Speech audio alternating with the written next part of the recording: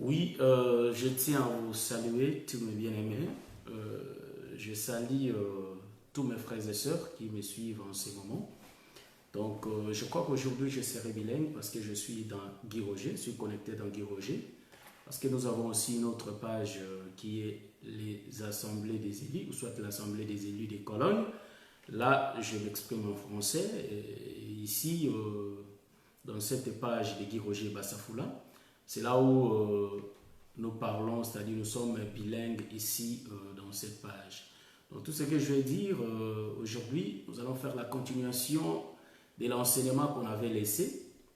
Vous savez, quand bien même qu'on a besoin vraiment de faire des émissions ou soit de donner des enseignements, mais ce qui nous empêche un peu, c'est le travail. Vous voyez? Donc pendant qu'on part travailler, quand on rentre, on est cassé, parfois on rentre trop en retard et tout.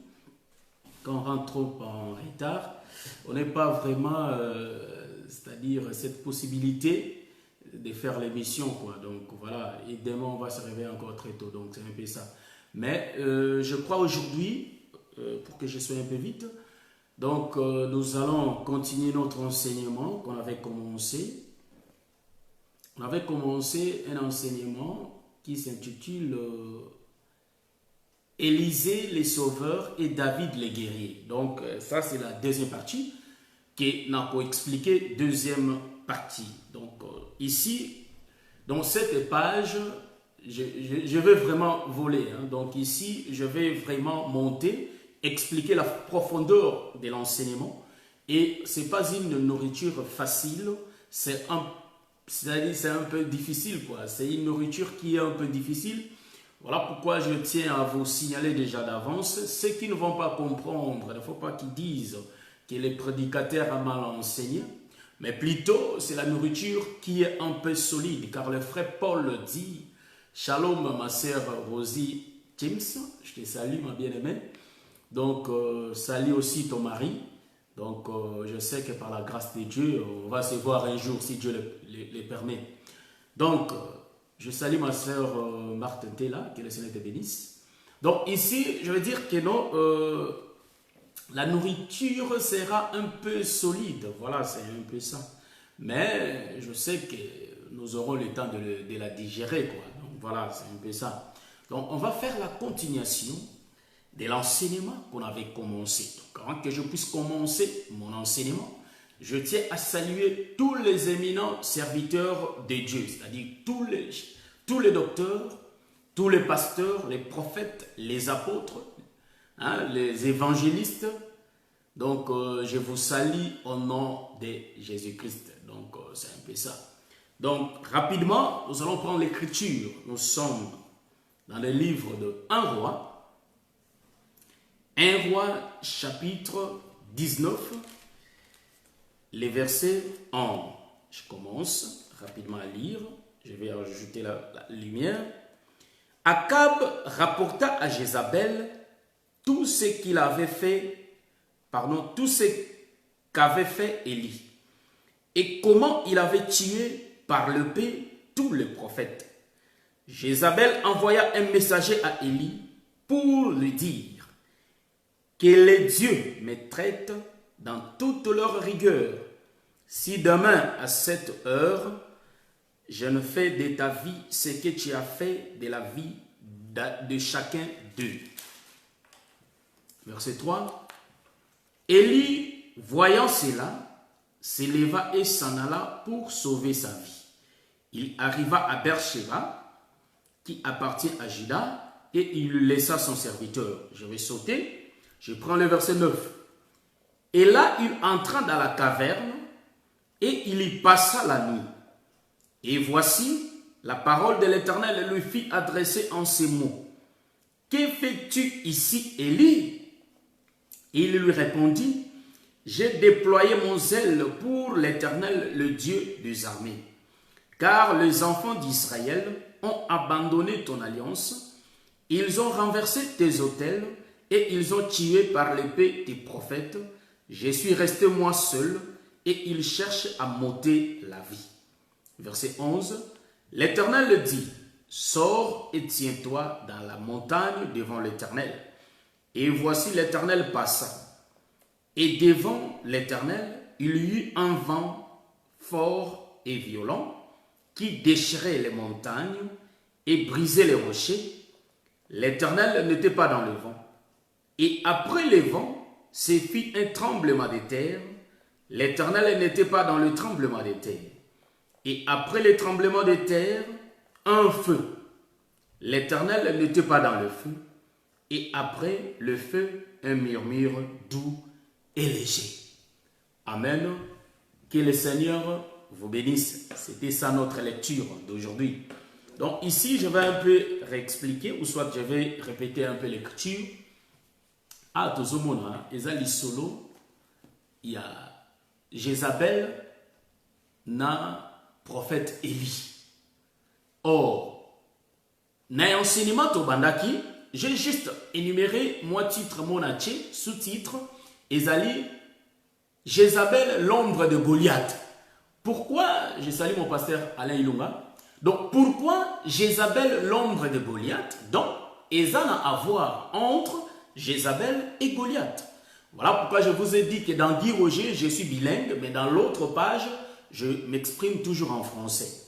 Parce qu'ici, il y a aussi des gens qui aiment écouter l'évangile, vraiment à la profondeur, mais à moi, problème, il y a langue moquée. Donc, problème, il y a, comment dirais-je, les français. Donc, on sera bilingue. Donc, je vais expliquer. Ici, c'était Élie qui tuait les prophètes des Baal.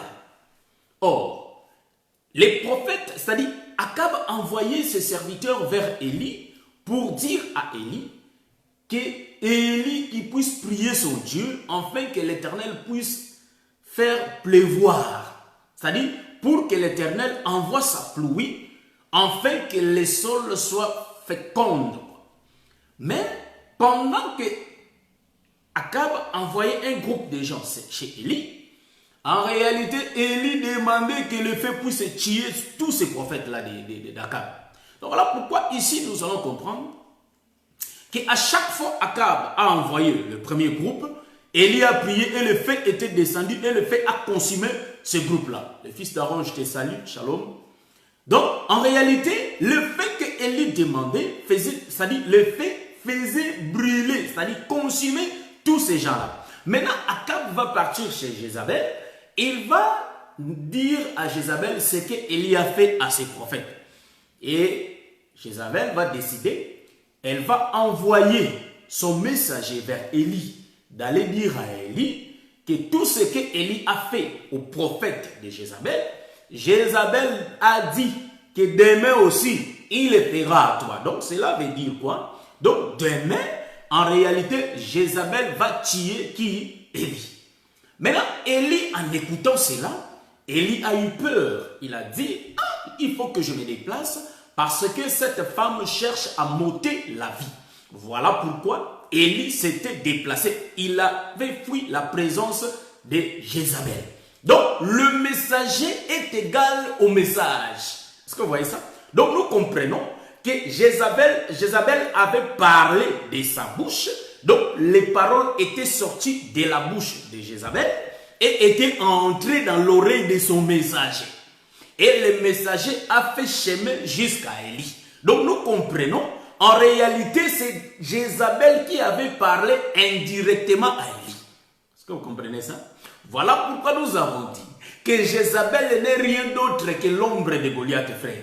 Car notre enseignement que nous avons commencé, l'enseignement qui était intitulé, ou soit qui est intitulé Élisée le Sauveur et David le guerrier. Donc cette partie ici, cela veut expliquer Jézabel, l'ombre de Goliath. Donc Jézabel a des liens avec Goliath. Ici nous allons le démontrer. C'est ça le ministère, frère. Donc nous croyons que les ministères servent à relier les Écritures qui n'ont rien à voir. C'est ça. Donc voir Jésus partout. Vous voyez? Donc, pendant que les autres voient des démons partout, nous voyons Jésus dans la Bible. Partout, il est là. Vous voyez? Donc, ici, en réalité, Jézabel qui donne l'ordonnance. En d'autres termes, Élie qui fuit Jézabel. En réalité, Élie est en position inférieure par rapport à Jézabel. Donc, Jézabel est la plus puissante que Élie. En d'autres termes, donc, Jézabel est l'ombre des Philistins. Et Élie est l'ombre d'Israël. car Jézabel c'est-à-dire Jézabel domine Élie. Donc, rien que par sa parole, ou soit par son message, en réalité, Élie prend la fuite.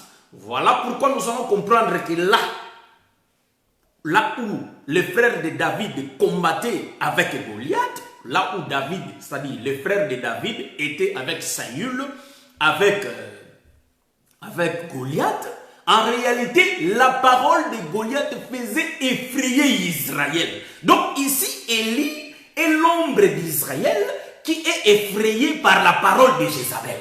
Donc nous comprenons que Jézabel, en réalité, c'est elle qui est Goliath, qui est en train de dominer sur Élie.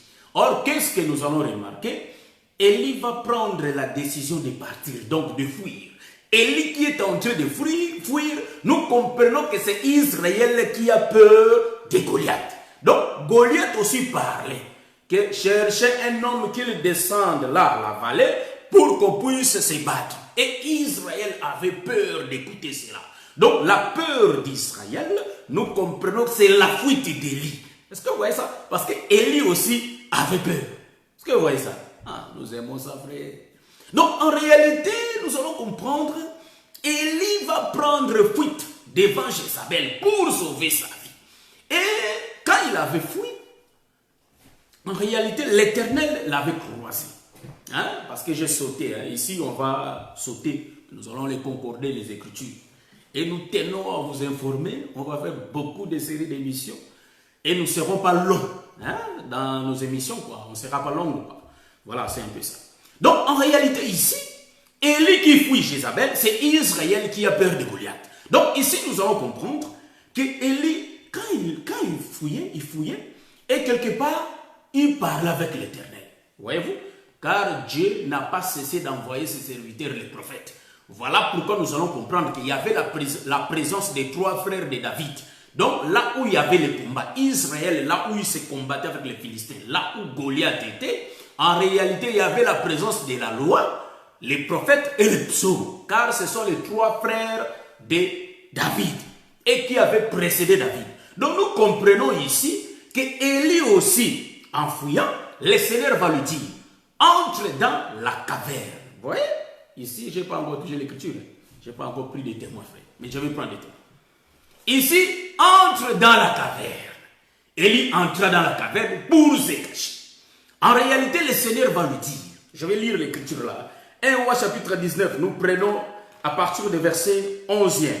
L'Éternel dit à Élie, sors et tiens-toi. Donc, ici, je vais prendre d'abord quand il entra. Je prends le verset 10. 1 Roi chapitre 19, le verset 10. Il dit, il répondit, j'ai déployé mon zèle pour l'Éternel, le Dieu des armées, car les enfants d'Israël ont abandonné ton alliance, ils ont renversé tes autels et ils ont tué par l'épée tes prophètes. Je suis resté moi seul et ils cherchent à m'ôter la vie. L'Éternel dit, oui, le verset 11, sors et tiens-toi dans la montagne devant l'Éternel. Et voici, l'Éternel passa. Donc, quand l'Éternel dit à Élie de se tenir devant la montagne de l'Éternel, l'Éternel passa. Mais devant lui, écoutez, mais devant lui, et voici l'Éternel passa. Et devant l'Éternel, il y eut un vent fort violent qui déchirait les montagnes et brisait les rochers. L'Éternel n'était pas dans les vents. Et après, ce fut un tremblement de terre. Donc ici, je prends d'abord les vents. Je vais prendre les vents. La Bible dit, donc ici, il y eut un vent fort violent. Donc, il y eut un vent fort violent et il y eut encore un tremblement de terre et il y eut le feu. Bien aimé. Donc, il y avait 3 choses. Vous savez, les vents forts violents, les tremblements de terre et le feu, en réalité, Dieu n'était pas dans ça. En d'autres termes, nous allons dire que Dieu était dans ça, mais il s'était caché dans ça. Pourquoi je le dis? Car nous allons comprendre ceci, que l'Éternel était dans le vent fort violent. mais il ne se dévoilait pas. Il était aussi dans les tremblements de terre, mais l'Éternel ne s'était point dévoilé. De même, il était aussi dans le feu. Car le feu, les tremblements de terre, les vents forts violents, les vents forts, en réalité, toutes ces choses viennent de l'Éternel. En d'autres termes, les trois frères de David, eux trois viennent aussi d'Isaïe le père. Est-ce que vous voyez ça? Après au quatrième, en réalité, la Bible dit qu'il y a eu une murmure doux et léger. Vous voyez? Donc, quatrième. Donc, nous allons comprendre ici, quand je vais prendre les vents forts, qu'est-ce que je vais parler par là? Il y avait trois choses que l'Éternel avait dit. Il avait dit que Élie se tienne devant lui. Mais l'Éternel va passer. Mais Élie va remarquer qu'il y avait le vent fort. Et après les vents forts, il y a eu les tremblements de terre. Après les tremblements de terre, il y a eu quoi? Il y a eu le feu. Maintenant, je prends les vents forts. En réalité, quand on dit les vents forts, je vais prendre l'écriture qui m'autorise que les vents, en d'autres termes, c'est les messagers. Donc, en réalité, les vents qui passaient là, c'était les messagers. Mais qu'est-ce que nous allons remarquer? Pendant que les vents passaient, Élie s'éloignait de ce vent-là, car il avait peur de sortir. En d'autres termes, les vents forts faisaient éloigner Élie de la présence de Dieu. Donc, nous comprenons que la loi, en d'autres termes, fait éloigner le peuple de la présence de Dieu. Est-ce que vous comprenez ça? Hein? Vous comprenez ça?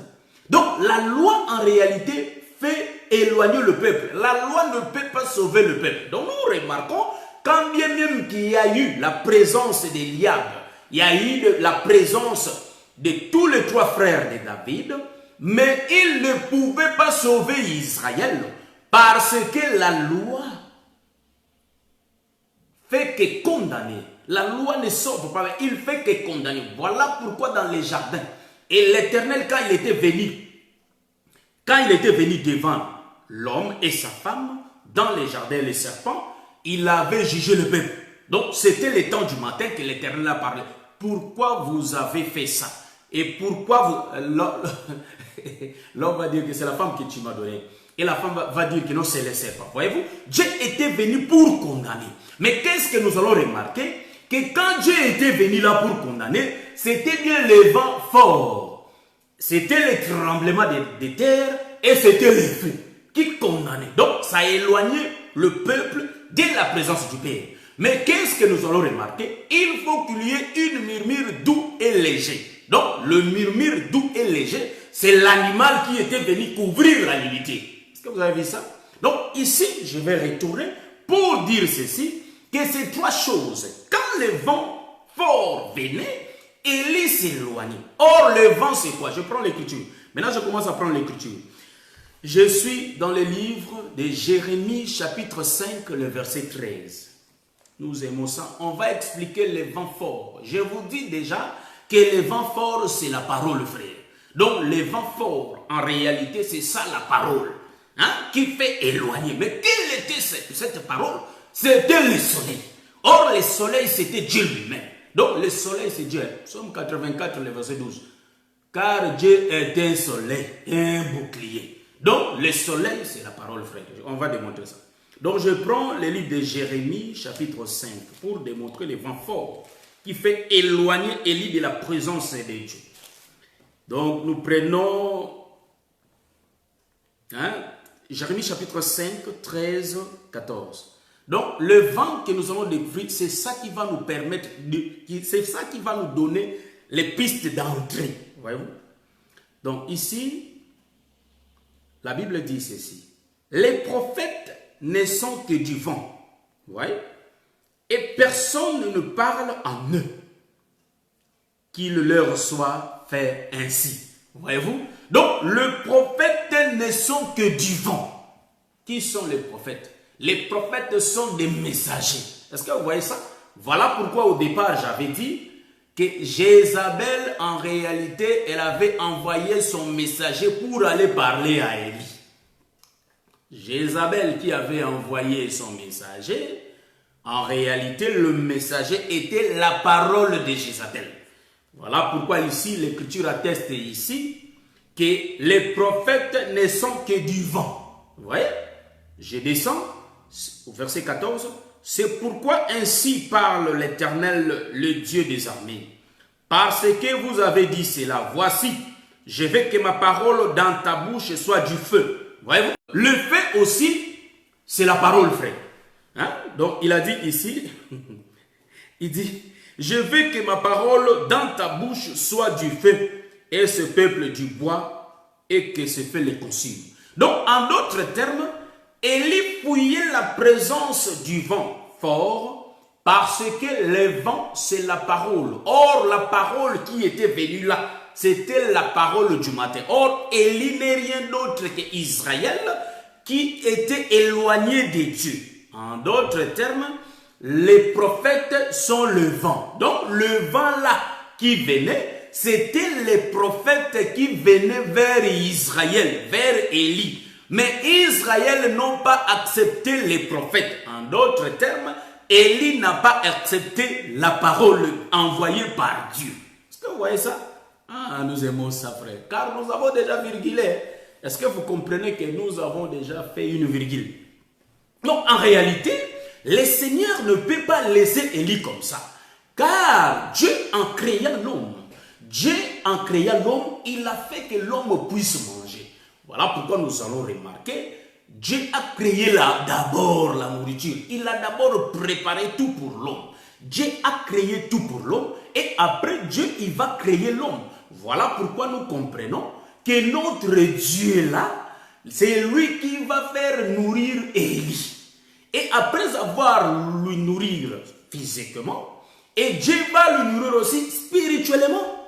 Voyez-vous? Donc l'homme va se nourrir naturellement comme ça, c'est-à-dire physiquement. Il y a la nourriture comme les haricots, il y a des cacahuètes, il y a le pain. L'homme, ça sert, c'est-à-dire cela sert l'homme de la nourriture. Mais en réalité, il y a aussi la nourriture spirituelle, voyez-vous? Donc Dieu va envoyer aussi sa parole. Or la parole, ça se mange par l'oreille. Car l'oreille, c'est la bouche qui mange la parole. C'est là, c'est-à-dire, c'est là, Dieu a fait cela pour que la spiritualité de l'homme soit forte, ou soit pour que l'homme reste dans sa présence. Donc, pour que l'homme reste dans la présence de Dieu, il faut qu'il mange la parole. Mais quand Dieu avait envoyé sa parole chez Élie, Élie a eu peur, car c'était les vents forts. Est-ce que Élie ne pouvait pas avoir peur? Si, il allait avoir peur, car ces vents déchiraient les montagnes. Voyez-vous? Ça a brisé les collines. C'était les vents forts. Or, les vents forts n'est rien d'autre que les paraboles. Voilà pourquoi nous allons remarquer, pendant que le Seigneur parlait à Moïse, Israël avait eu peur, car il y a eu des tonnerres. Est-ce que vous voyez ça? Il y a eu des tonnerres et des grondements. Israël ne pouvait pas s'avancer. Donc, Israël là, c'est Élie. Est-ce que vous comprenez ça? Est-ce que vous voyez ça? Israël là, c'est Élie qui avait peur d'avancer. Et Moïse était l'ombre des prophètes. Est-ce que vous voyez ça? Moïse, l'ombre du prophète qui entend Dieu parler, la parole de Dieu. Et lui va transmettre au peuple. Mais le peuple eux-mêmes, ils ne pouvaient pas écouter Dieu. Car Dieu s'est manifesté dans le vent. Est-ce que vous voyez ça? Ah. Donc nous allons dire ceci. En réalité ici, je rentre, ici, le Seigneur a dit que les messagers, en réalité, c'est le vent. En d'autres, je vais prendre deuxième écriture. Je vais prendre rapidement notre deuxième écriture. Nous sommes dans le livre de Psaume 104, le verset 4. Nous allons lire aussi Hébreux chapitre 1, le verset 7. Rapidement, je prends le livre de Psaume pour essayer d'éclairer cela. Psaume 104, le verset 4. Qui nous dit la Bible ici? La Bible dit, il fait des vents ses messagers, des flammes de feu ses serviteurs. Dans la version d'Arby, on a écrit, il fait de ses anges. Donc, il fait des vents ses anges. En d'autres termes, nous allons comprendre, même que ce soit l'ange, même que ce soit le prophète, c'est toujours les messagers. Ce sont des messagers de Dieu. Est-ce que vous voyez ça? Même les anges, même les prophètes, en tout, c'est-à-dire eux tous sont des messagers de Dieu. Donc c'est Dieu qui les envoie pour aller annoncer l'évangile de Jésus. Hein? Je n'ai pas dit de Dieu, de Jésus. Vous voyez? Donc, l'Éternel envoie ses messagers, l'Éternel envoie ses anges, ou soit ses prophètes, pour aller annoncer sa parole. Voilà pourquoi nous allons remarquer, pendant que le prophète Daniel allait s'agenouiller devant l'ange, l'ange lui a dit, ne faut pas s'agenouiller devant moi, car toi et moi, nous sommes des collègues. Donc, ici, nous allons comprendre, le message est égal au messager.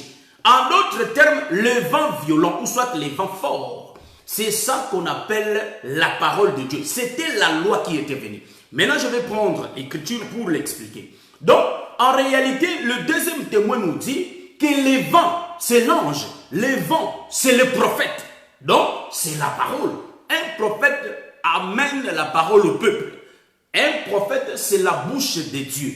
Voilà pourquoi nous allons remarquer, le Seigneur dit que je vais passer. Donc, l'Éternel passa. Mais devant lui, il y a eu le vent.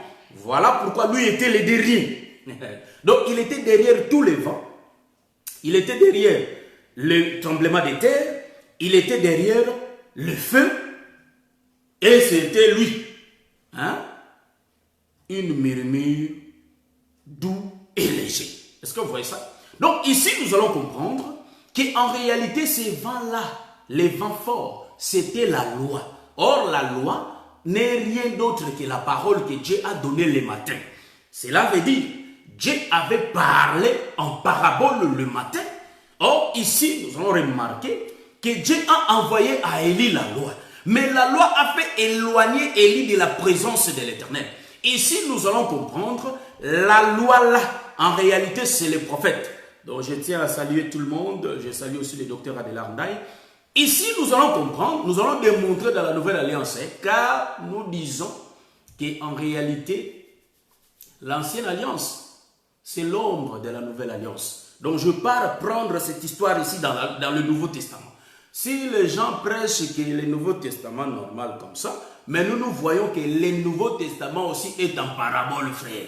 Voilà pourquoi le Nouveau Testament doit être expliqué quand le Saint-Esprit va venir. Est-ce que voyez-vous? Quand le Saint-Esprit était venu, c'est là où l'Ancien, c'est-à-dire le Nouveau Testament, a été expliqué. Mais nous allons dire qu'il y a d'autres épîtres aussi qui n'ont pas été expliqués. Donc, le ministère est là pour faire ces choses, pour expliquer tout cela. Donc, ici, nous allons prendre le livre de Matthieu. Hein? Je prends rapidement Matthieu chapitre 14 pour expliquer ces choses-là. Donc, l'histoire d'Élie dans l'Ancien Testament se trouve aussi dans le Nouveau Testament, ou soit Nouvelle Alliance. Je prends rapidement Matthieu chapitre 14, les versets 29 à 30. Je vais descendre. Hein, Matthieu chapitre 14. Nous allons lire rapidement. La Bible dit ceci. Il dit, viens Pierre. Hein, il dit, viens. Pierre sortit de la barque et marcha sur les eaux pour aller vers Jésus. Mais voyant que le vent était fort, voyez-vous le vent fort? Voyant que le vent était fort, il eut peur. Et comme il commençait à foncer, il s'écria, Seigneur, sauve-moi. Est-ce que vous voyez ça? J'aime ça, frère. Donc, Jésus, pendant la nuit, les disciples étaient dans la barque. Vous voyez? Et il y a le Seigneur Jésus-Christ qui marchait sur les eaux. Hein? Nous aimons ça. Il marchait sur les eaux. Oh, vous voyez? Donc, Jésus marchait sur les eaux. Et les disciples qui étaient dans la barque, en lui voyant, ils croyaient que c'était un fantôme qui venait. Vous voyez? Et maintenant, Pierre, ici, je vais virguler dans toute manière. Vous voyez? Il y a beaucoup de choses qui se cachent ici. En réalité, nous allons comprendre que le frère Pierre, lui, il va dire, si vraiment que c'est toi que je vienne, le Seigneur lui dit, viens. Et Pierre commença à marcher. Pierre commença à marcher. Il eut des doutes. Pierre douta. Et il commence à s'enfoncer dans l'eau. Vous voyez? Pierre commence à s'enfoncer dans l'eau. Et Pierre a crié. Sauve-moi, Seigneur. Voyez-vous? Ici, je vais expliquer. Pourquoi? Parce qu'il y a eu le vent fort. Si bien que Pierre avait eu peur. Qu'est-ce qui a fait que Pierre puisse avoir peur? Parce qu'il y avait des vents violents. Or, les vents violents a fait peur à Pierre et qui a fait que Pierre puisse s'enfoncer dans l'eau. Vous voyez? Donc, c'est un peu ça. Donc, Pierre doutait. Et il y a eu des vents violents. Donc, ici, nous allons comprendre. Je vais reprendre la lecture. Ici, je vais rapidement reprendre la lecture pour que nous puissions le comprendre bien, parce qu'on ne peut pas aller hors du contexte. Je reprends l'écriture. Il dit, viens, Pierre sortit de la barque. Donc, Pierre qui sort de la barque, je peux virguler aussi de dire que c'est Abraham qui sort de sa patrie quand l'Éternel lui appela. Donc, Pierre qui sort. Voyez-vous? Donc, en réalité, ici, nous allons comprendre, Pierre, en sortant, il va laisser c'est-à-dire son peuple là-bas dans la barque. En d'autres termes, Abraham qui sort. Voyez-vous? Il va laisser son peuple là dans son pays d'Ut. Voyez? Donc, ici, nous allons comprendre. Pierre dit, Seigneur, c'est toi, ordonne que j'aille vers toi sur les eaux. Et il dit, viens. Pierre sortit de la barque et marcha sur les eaux pour aller vers Jésus. Mais voyant que le vent était fort, il eut peur. Ouais? Voyant que le vent était fort, il eut peur. Donc, ce n'est pas la doute, c'est-à-dire, ce n'est pas de doute qui a fait à Pierre de s'enfoncer dans l'eau, mais c'est le vent fort. Or, le vent fort fait enfoncer Pierre dans l'eau. Nous comprenons, le vent fort, c'était la loi. Donc, nous comprenons ceci. Pendant que les vents forts soufflaient, en réalité, c'était le temps de la loi qui faisait enfoncer Pierre dans l'eau. Est-ce que vous comprenez, vous voyez cela? Donc, Pierre qui voulait noyer, en réalité, il est l'ombre. Il est l'ombre d'Israël qui pêche à cause de la loi. Voyez-vous? Car la loi ne peut pas sauver le peuple, mais la loi condamne le peuple. Voyez-vous? Ici, la loi fait enfoncer Pierre dans l'eau. Donc, la loi, en d'autres termes, c'est le vent fort. Donc, le temps que Pierre s'enfonce dans l'eau, nous comprenons que c'est le temps du matin qui fait que Pierre puisse s'enfoncer dans l'eau. Est-ce que vous voyez ça? C'est le vent fort. Donc, le vent fort éloigne le peuple de Dieu. Le vent fort va éloigner Pierre de Dieu. Donc, de Jésus. En d'autres termes, nous virgulons ici, Jésus là, qui s'était tenu devant Pierre, il était l'ombre du Père. Car je vais prendre l'écriture. L'écriture me dit, depuis longtemps que je suis avec vous, vous ne m'avez pas compris. Mais celui qui m'a vu, a vu le Père. Donc, en d'autres termes, Jésus là, qui s'est tenu devant Pierre. Est-ce que vous voyez ça? Donc, Jésus qui se tient devant Pierre. Pierre qui se tient, devant Jésus. En réalité, Jésus est l'ombre du Père et Pierre l'ombre d'Israël. Mais comme le vent souffle, nous comprenons que le vent était avant Dieu. Vous voyez, c'est le même mouvement là, dans l'Ancienne Alliance. Donc, en réalité, ici, nous allons comprendre que Pierre va s'enfoncer dans l'eau et il va crier. Est-ce que vous voyez? Pierre va crier, sauve-moi Seigneur. Et qu'est-ce que le Seigneur va faire? Il va étendre sa main à Pierre. Voyez-vous? Donc nous comprenons, les vents forts étaient venus. Le tremblement de terre était venu, étant la loi. Le feu étant la parole, la loi, était venu avant Dieu lui-même qui passe. Donc, Pierre n'est rien d'autre que Élie qui fouillait les vents. Est-ce que vous voyez ça? Mais pour sauver, donc Pierre va crier. Or, Pierre qui crie vers Jésus, il est l'ombre d'Israël en Égypte, frère.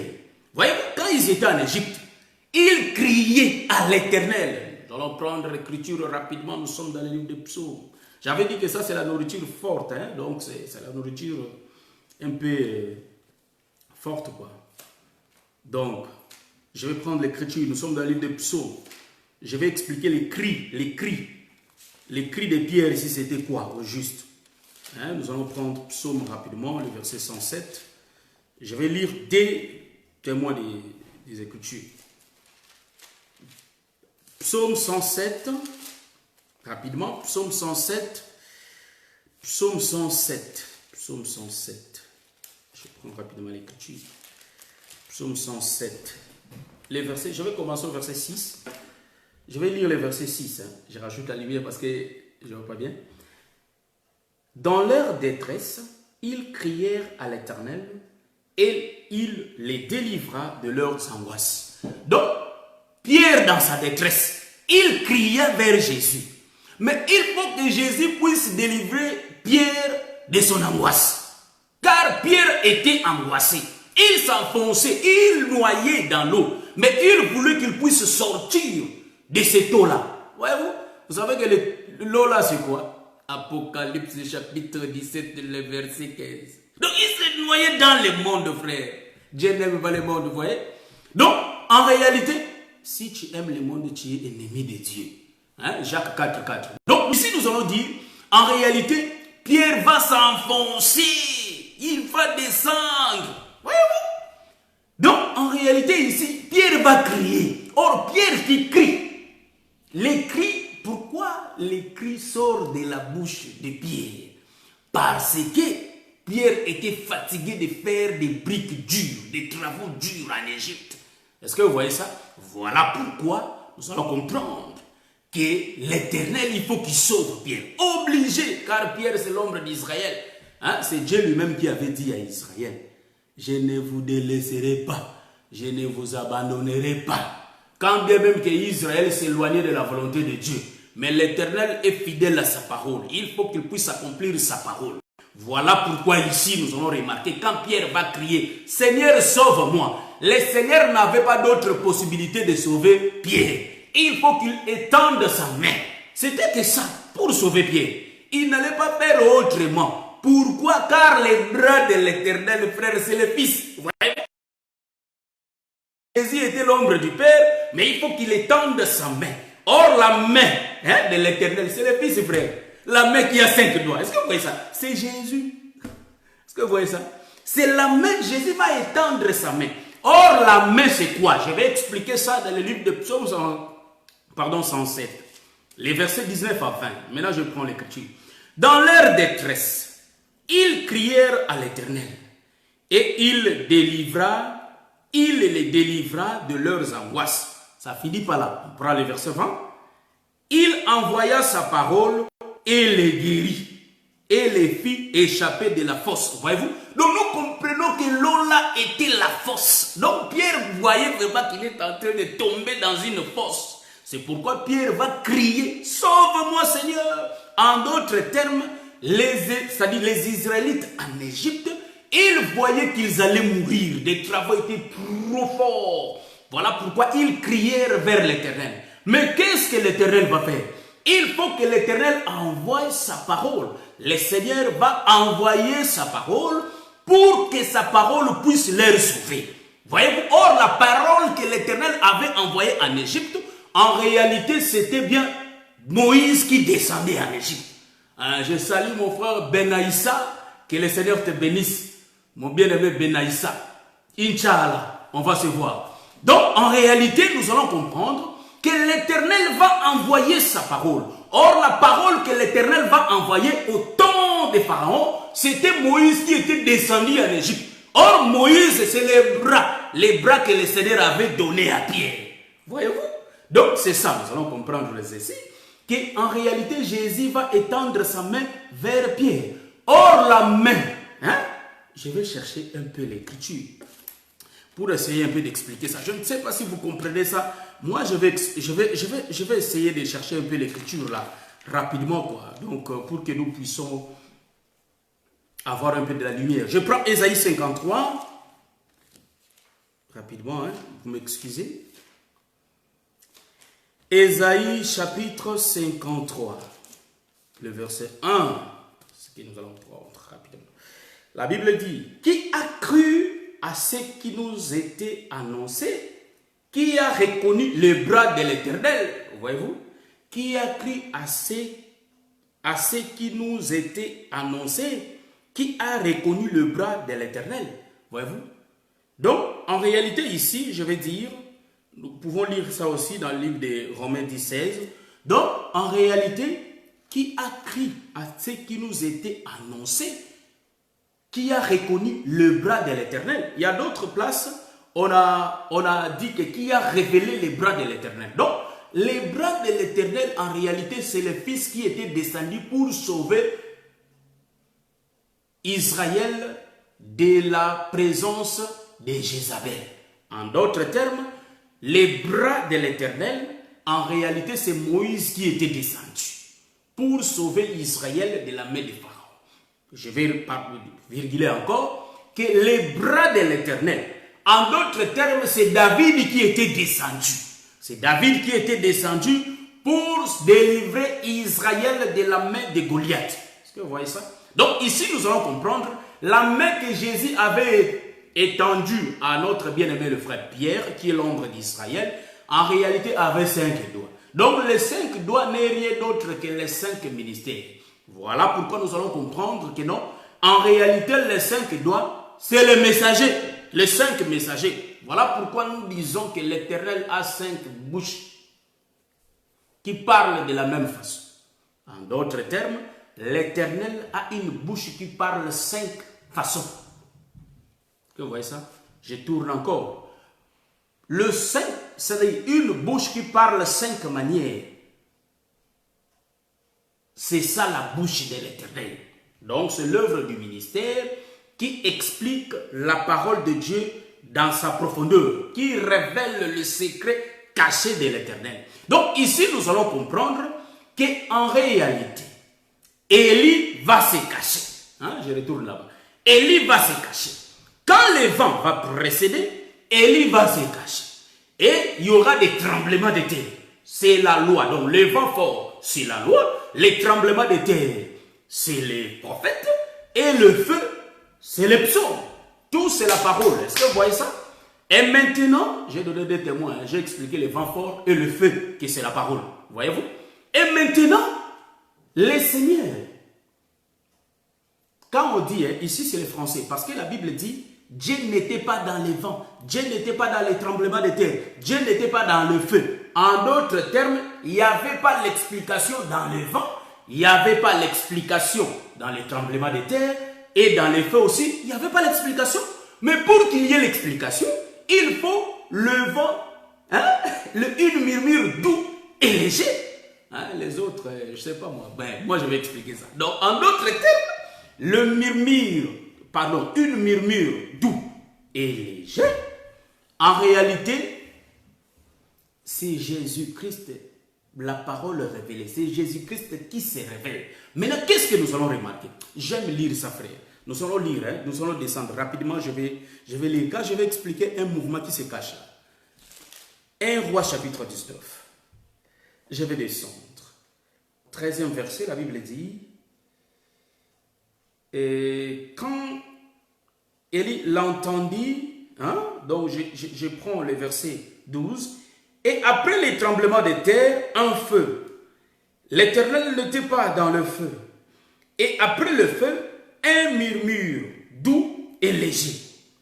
Quand Élie l'entendit, il s'enveloppa les visages de son manteau. Il sortit et s'éteint à l'entrée de la caverne. Voyez-vous? Donc, Élie était caché dans les... Ça dit? Oh, je vais dire ça. Donc, Élie était caché dans la caverne. Durant tous les 3 mouvements-là, la loi, les psaumes, la loi, les prophètes et les psaumes, Élie s'est caché. Mais remarquez des choses. En tout cas, Israël restera qu'Israël, frère. Voyez-vous, Israël va rester qu'Israël. Je vais expliquer ça. Donc, en réalité, ici, quand Élie entendit, ça dit, Élie entend un murmure doux et léger. Élie s'approcha à l'entrée de la caverne. Et quand il s'approcha, mais Élie va faire le mouvement. Il va envelopper son visage, frère. Est-ce que vous voyez ça? Donc, Élie va entendre seulement la parole, mais il ne va pas voir la parole. Est-ce que vous voyez ça? Des choses. Entendre et voir. Donc, ici, nous allons expliquer. Je vais reprendre la lecture. pour que nous ayons la compréhension. Et après les tremblements de terre, un feu. L'Éternel n'était pas dans le feu. J'ai expliqué. Donc, quand on dit l'Éternel n'était pas dans le feu, donc il n'y avait pas l'explication dans le feu. Voyez-vous?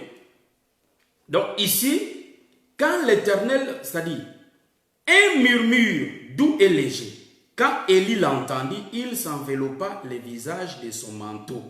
Il sortit et s'éteint à l'entrée de la caverne. Et voici une voix lui fit entendre ces paroles. Que fais-tu ici, Élie? Voyez-vous? Donc, en réalité, Élie, qui est l'ombre d'Israël, il entendait un Messie qui allait venir. Voyez-vous? Israël avait la promesse. Ils entendaient le Messie qui devrait venir. Et maintenant, Élie va entendre ces murmures doux et légers. Élie va s'approcher.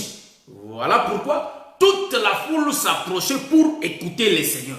Mais pendant que le Seigneur parle, Israël n'allait pas rester les yeux ouverts. Il faut que Israël couvre ses yeux. En d'autres termes, il ne peut pas voir la parole. Est-ce que vous voyez ça? Jésus avait dit, ne savez-vous pas que depuis longtemps que je suis avec toi, Nathanaël, tu me demandes, montre-nous le Père, cela nous suffit. Mais celui qui m'a vu a vu le Père. On voit le Père par les yeux. Est-ce que vous voyez ça? Donc, Israël ne pouvait pas voir la parole quand bien même il s'approcha. Mais en réalité, il n'a pas cru. Car il n'a pas ouvert, c'est-à-dire il n'a pas enlevé son manteau. Voyez-vous? Voilà pourquoi quand le Seigneur Jésus-Christ était venu, tout le monde n'a pas cru à la parole. Quand bien même que les Juifs l'entendaient parler, mais en réalité, ils ne croyaient pas. Oh, Élie fait le mouvement des Juifs frères, le mouvement des pharisiens. Quand ils abordent le Seigneur, rien que pour l'attester. En d'autres termes, nous allons comprendre ceci, qu'une partie d'Israël qui a cru au Seigneur Jésus-Christ, aujourd'hui nous disons que c'était l'Église. Est-ce que vous voyez ça? Mais en réalité, voilà pourquoi l'Écriture dit des deux, il en a fait un. En d'autres termes, Élie ici représente le peuple qui avait couvert son visage. Donc ici, il fait ses mouvements. Mais en d'autres termes, quand il s'approcha pour entendre, voyez-vous? Parce que si nous entendons et nous comprenons, nous sommes sauvés. Donc, il y a des Élis là. Je vais virguler pour que nous ayons la compréhension. Le premier Élie, il va couvrir, c'est-à-dire il va couvrir son visage par les manteaux. Ça, c'est l'ombre des pharisiens. Les pharisiens qui ne voulaient rien comprendre de ce que Jésus leur prêchait. Voyez-vous? Car j'ai expliqué, un murmure doux et léger, c'est là où Dieu était. En d'autres termes, le murmure doux et léger est l'ombre. C'est-à-dire, c'est ça, pas l'ombre, mais je dis que c'est ça la nouvelle alliance, le temps de la grâce. C'est ça le temps de la grâce, car il y a eu le temps du matin, qui est le vent fort, les tremblements de terre et le feu. C'est ça la loi, les prophètes et les psaumes. Mais un murmure doux et léger, nous disons c'est ça la grâce. Voilà pourquoi nous disons que les vents, c'est-à-dire les vents forts, les tremblements de terre, le feu, en réalité c'est Moïse. Et un murmure doux et léger, c'est ça Jésus-Christ. Jean chapitre 1, le verset 17. La Bible dit, la loi a été donnée par Moïse, mais la grâce et la vérité sont venues par le Seigneur Jésus-Christ. Voilà pourquoi nous allons comprendre qu'un murmure doux et léger, c'est ça la grâce. Un murmure doux et léger, c'est ça les temps de la grâce. Mais Israël va sortir. Voilà pourquoi en Élie, il y a deux mouvements. Il y a deux Israël. En d'autres termes, je vais dire qu'il y a des pierres en Élie. Il y a aussi des pharisiens, des scribes, des sadducéens en Élie. Voilà pourquoi quand Élie va sortir, en d'autres termes, Élie là qui va sortir, il va couvrir son manteau, c'est-à-dire son visage, par son manteau. Voilà pourquoi nous comprenons quand Élie se couvre comme ça, c'est la face, c'est-à-dire c'est la partie des scribes, des sadducéens, des pharisiens, et qui sondaient les Écritures, et qui croyaient avoir la vie en elles. Mais ils n'ont pas donné, c'est-à-dire ils n'ont pas laissé, Dieu les avait caché la vérité. Ils n'ont pas laissé leurs yeux de voir la parole. Voyez-vous? Car Dieu a dit, c'est lui qui m'a vu, a vu les pères. Ils ne pouvaient pas voir la parole. Eux-mêmes, ils ont mis le manteau devant eux. Donc, ils ont mis le manteau devant eux. Or, le manteau n'est rien d'autre que la loi qui les empêche de voir Dieu. Voyez-vous? Car c'était la grâce devant tout le feu, tous les tremblements de terre, devant tous les vents forts. Et maintenant, le Élie, là, qui va entendre, là, c'est l'ombre des pierres, c'est l'ombre des gens. Donc, en Élie, il y a des pharisiens, des sadducéens, des scribes, et en Élie, il y a aussi l'ombre des pierres. Nous sommes en train de virguler. Est-ce que vous comprenez ça? Donc, Élie va entendre. Celui qui entend, c'est l'ombre des pierres. En d'autres termes, c'est l'église, frère. Donc, c'est l'église qui a l'oreille pour entendre. Voyez-vous? Élie, là, c'est l'église qui a l'oreille pour entendre. Écouter la voix de l'Éternel. Écouter Dieu qui parle. Voilà pourquoi toi aussi qui me suis, tu es en train d'écouter l'Éternel qui est en train de te parler. Est-ce que pratiques-tu la parole? Pratiques-tu la parole? Pratiquez-vous la parole que vous écoutez? Pratiquez-vous la parole que vous écoutez? Vous voyez? Donc, l'Écriture me dit ceci. Ne restez pas bornés à écouter, mais il faut pratiquer ce que vous écoutez. Voilà pourquoi nous disons ceci, bien-aimés. Il faut que nous pratiquions la parole afin que nous ayons la vie. Ici, nous allons chuter. Voyez-vous, s'il n'y a pas la pratique, quand bien même que nous pouvons rester à l'église toute la journée, voyez-vous, on peut taire partout, on peut taire, on peut prêcher partout. Donc, on peut taire partout. Mes frères, tant qu'il n'y a pas la crainte de l'Éternel, on ne fait rien. Tout ça, c'est rien. Pour que nous soyons exaucés, pour que le Seigneur tire son attention à nous, il faut que nous distinguions, frère.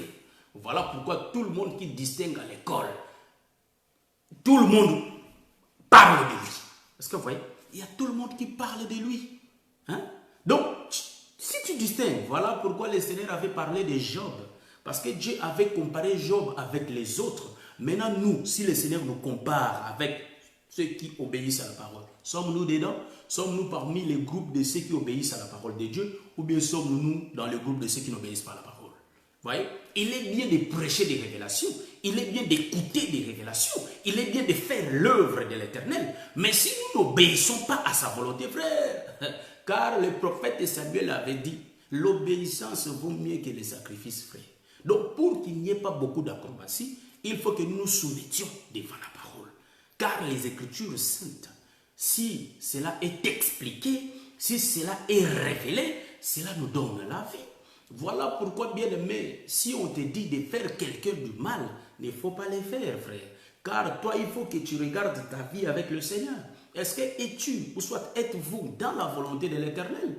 Vous voyez?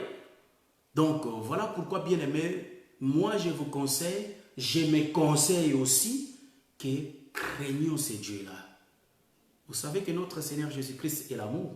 On ne peut pas haïr son prochain et dire que nous sommes de Dieu. Non, ça ne se fait pas.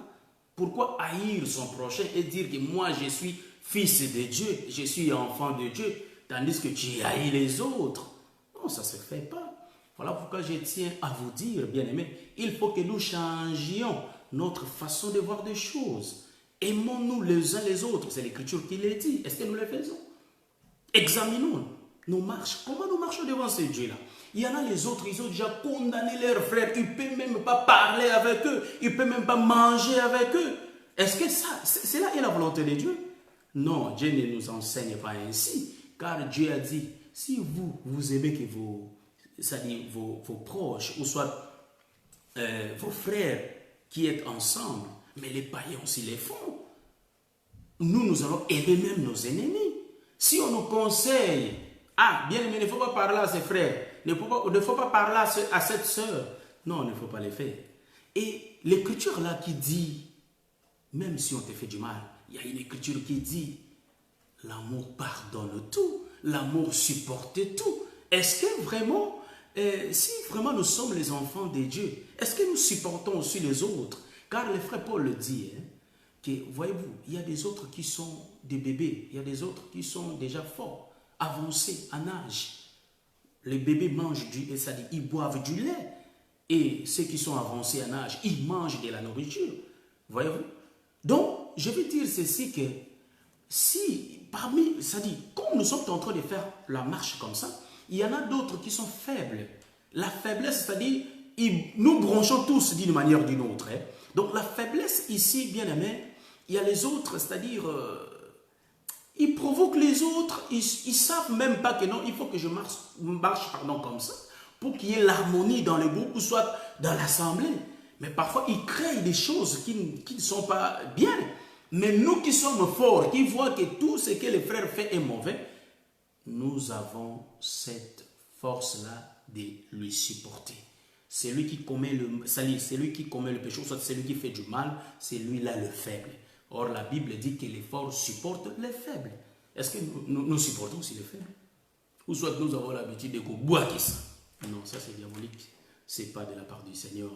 Voilà pourquoi je tiens à vous conseiller, je tiens à me conseiller de changer ma façon de voir des choses. Il faut que j'aime mes bien-aimés.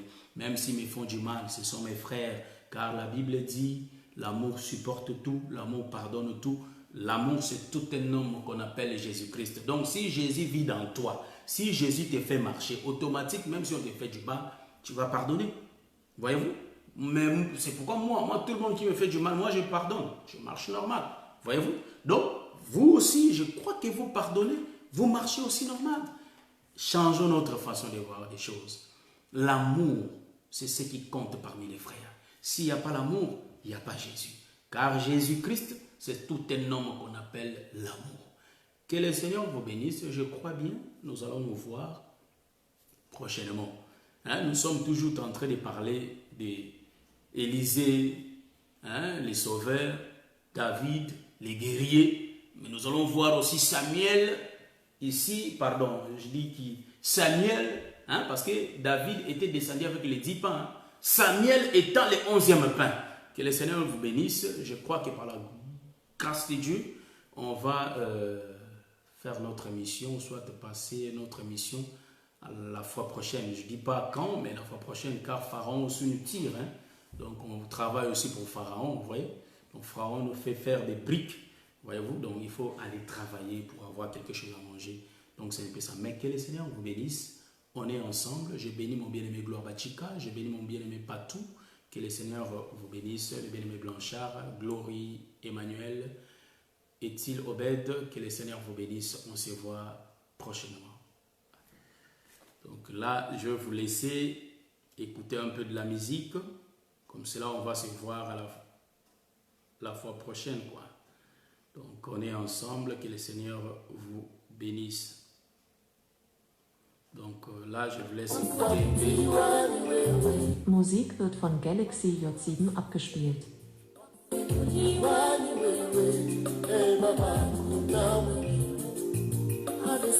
Je salue tous mes bien-aimés, Gloire Bachika, Blanche Quinta. Je salue les fils d'Aaron. Voilà, donc le bien-aimé Yannick, le pasteur Alain, que le Seigneur vous bénisse. Je salue le bien-aimé Serge de Paris, l'Assemblée des élus de Paris, le docteur Roger Bouleli, tous les élus de Bruxelles, que le Seigneur vous bénisse. Je salue